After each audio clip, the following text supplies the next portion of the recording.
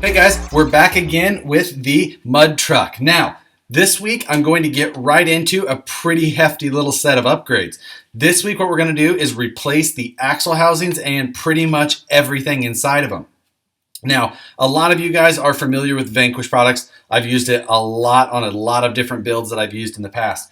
And as far as axles go, most of you guys are familiar with the Curry axles they make. Now, I love the Curry axles, but for this build, that's not what I wanted to go with.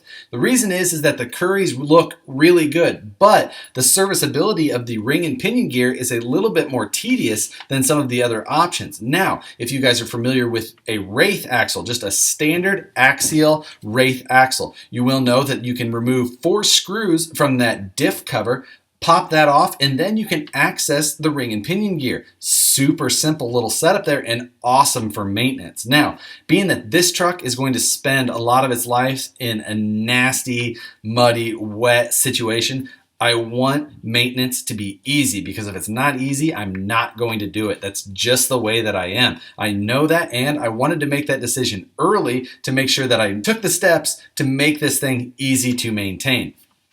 So with that said, Vanquish has made an AR60 style SCX 10 width axle for a long time. Some people just don't use it as much just because it's a little bit different looks, than maybe they like the Curry better. If they're going to spend nearly the same amount of money, sometimes the Curry's just the style that they want to go with. But like I said, for this truck, the AR60 style housing is what I'm going to go with. Now, the AR60 style housing does use regular lockouts, knuckles, and C-hubs just like the regular SCX 10 axle. The Currys have a straight rear tube, so you don't actually use a rear lockout. Now, I've already assembled the rear axle minus the guts, but you will see here that this is the diff cover, and the diff cover, like I said, comes on and off with 4 screws without having to remove anything else on the axle as far as trusses, servo mounts, anything like that goes. And again, that is why this was the choice that I made for this truck. And I think they look great. I went with kind of a multicolor design on this, with a silver housing, red Vanquish lockouts, a black truss, and a black diff cover. Now, on the rear axle, I went with the 3D diff cover, which has some raised detail on it. And on the front, I went with the smooth. You can mix and match those however you'd like. This is just the way that I went.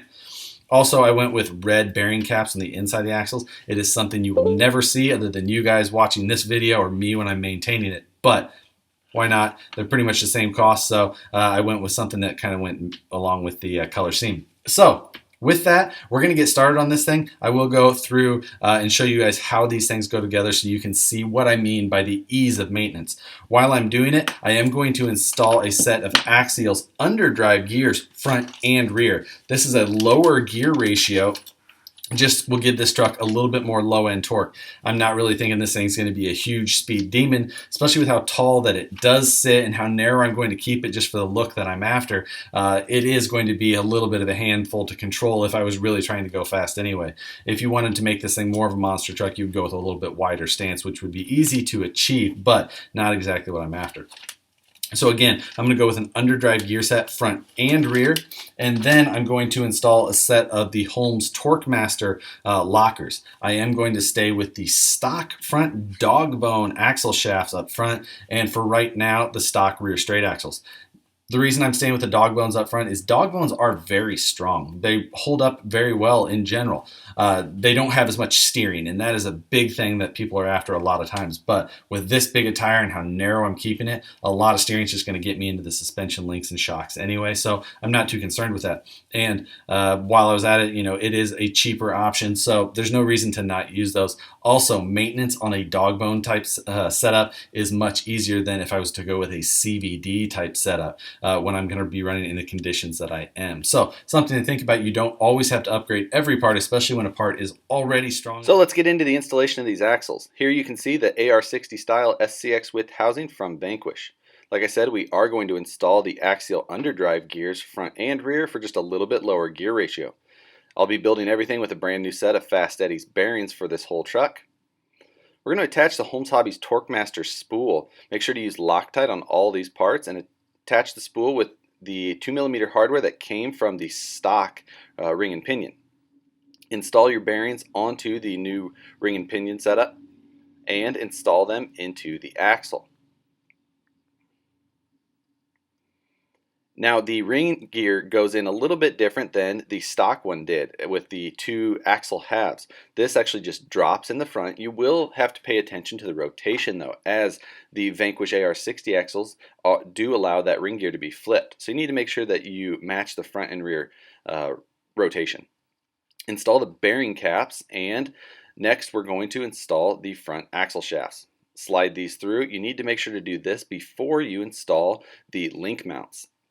You may have to tack your axle shafts in slightly to those Holmes Hobbies lockers. They are a very tight fit, but they completely remove the slop. Slide the front C-hub on and attach them with 3mm hardware. Make sure to apply Loctite to any of these situations. For the front knuckles, apply the bearing to the stub shaft first. This will help get it aligned and installed inside of that knuckle. These are an 8-degree knuckle, which does help with scrub steer. I'm going to install a set of the brass Vanquish bushings for the knuckles to help reduce any slop even further. Attach the knuckles to the C-hubs with 3mm hardware, again making sure to use Loctite. This is our lower link mount. We're going to apply it to the axle there on the front. Make sure, like I said, to install the axle shafts first. Install them with the 3mm nut on the back side by the link mount first. Our axle truss is a pretty simple installation. 3 countersunk screws go on the across the top there. Make sure, again, Loctite. On the bottom of this housing, because these housings can be flipped, there's an empty hole. Vanquish provides a set screw that you need to use to plug that hole. There's actually 2 more holes on the outside of those axles that you can plug as well. To grease the axles, I'm going to fill these up quite a bit. I'm using a machine grease that I've got here in the shop and applying it in there with a syringe. This is a pretty handy technique that I'll use on occasion. Like I said, I'm going to nearly fill these axles just to make sure that if any water does get in there, it doesn't really start eating up my bearings or gears or anything like that. This will just make it a little bit simpler to maintain, hopefully in the long run, other than the mess of having all of that grease. Now, for that diff cover, like I said, this attaches with just 4 screws. Place it on the front and install the 2mm hardware around the outside.